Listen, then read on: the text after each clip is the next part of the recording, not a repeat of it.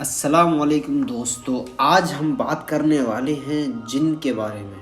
کیا ہمارے اندر جن گھس سکتا ہے؟ کیا جنات ہوتے ہیں؟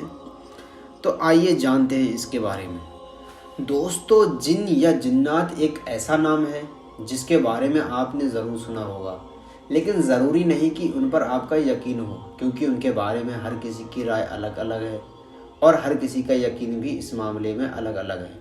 کچھ لوگ کہتے ہیں کہ وہ اس دنیا میں ہوتے ہیں اور کچھ لوگ کہتے ہیں کہ نہیں ہوتے ہیں، اور اس بات پر بھی لوگوں میں اختلاف ہے کہ وہ کسی انسان کے جسم میں گھس سکتے ہیں یا نہیں۔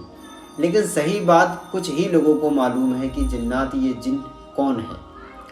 خیر، لوگوں کی اس معاملے میں تو رائے الگ الگ ہے، لیکن جہاں تک اسلام کا تعلق ہے تو وہ جن یا جنات کے وجود اور اثر کو مانتا ہے، اور اس کی دلیل قرآن میں آپ کو کئی جگہ مل جائے گی جہاں پر انسانوں کے ساتھ جنات کا بھی ذکر کیا گیا ہے، اور حدیث میں بھی اس کا ذکر ملتا ہے، جہاں پر اللہ کے رسول حضرت محمد مصطفیٰ صلی اللہ تعالیٰ علیہ وسلم ایک جن کی وادی پر گزرے تو ان کو اسلام کی دعوت بھی دی۔ اس سے پتہ چلا کہ جناتوں کی بھی ایک دنیا ہے، اور ان میں انسانوں کی طرح اچھے بھی ہوتے ہیں اور برے بھی ہوتے ہیں، اور بروں سے نقصان پہنچنے کا خدشہ انسان کو ہمیشہ رہتا ہے۔ لیکن ڈرنے کی کوئی بات نہیں، یہ ہر وقت اور ہر کسی کے اوپر اپنا اثر نہیں چھوڑ سکتے اور نہ ہی کسی کو پریشان کر سکتے ہیں، لیکن کچھ باتیں ہوتی ہیں جن کی وجہ سے ایک دن کسی انسان کے جسم میں گھس کر اس کو پریشان کر سکتا ہے۔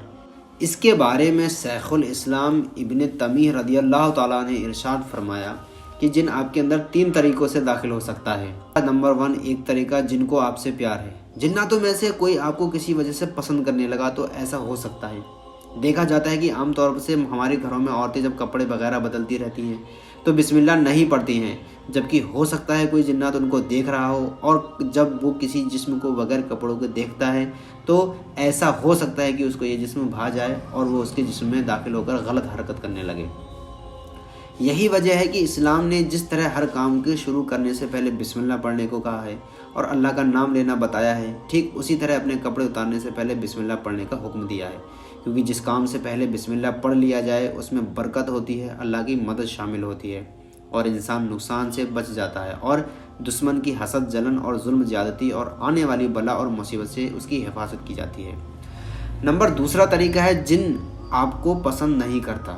جن بہت حد تک انسانوں جیسے ہی ہوتے ہیں، اگر کسی وجہ سے آپ کو پسند کر سکتے ہیں تو ممکن ہے کہ آپ کو ناپسند کرنے لگیں، اور اگر کوئی کسی وجہ سے ان کو ناپسند ہو گیا تو بدلے کی فراق میں نقصان پہنچانے اور پریشان کرنے میں حد کر دیتے ہیں، اور ان سے کسی بھی قسم کی زیادتی کی امید کی جا سکتی ہے۔ اور نمبر 3 طریقہ ہے انجانے میں آپ نے جن کو نقصان پہنچایا، کیونکہ ہم لوگ جنوں کو اپنی آنکھوں سے نہیں دیکھ پاتے ہیں۔ نتیجہ کیا ہوتا ہے کہ انجانے میں ہمارے کسی عمل سے کسی جنات کو چوٹ لگ گئی یا کوئی نقصان پہنچ گیا تو اسی وجہ سے جن پیچھے پڑ جاتا ہے اور نقصان پہنچاتا رہتا ہے۔ اس لیے پھر میں وہی بات کہوں گا کہ کسی بھی کام کو کرنے سے پہلے بسم اللہ کو ضرور پڑھ لیں، تاکہ اس طرح کے نقصان سے بچ سکتے ہیں۔ تو حضرات، جن بے شک اور برحق ہیں، کیونکہ اللہ تعالیٰ قرآن میں خود فرماتا ہے بے شک ہم نے جن اور انسانوں کو پیدا کیا ہے۔ تو دوستوں، ان جناتوں سے بچنے کے لیے بسم اللہ کا اور درود شریف کا اور سنتوں کا پوری طرح سے فالو کریں، جس سے کہ آپ ان مصیبت سے نجات پاتے رہیں۔ السلام علیکم۔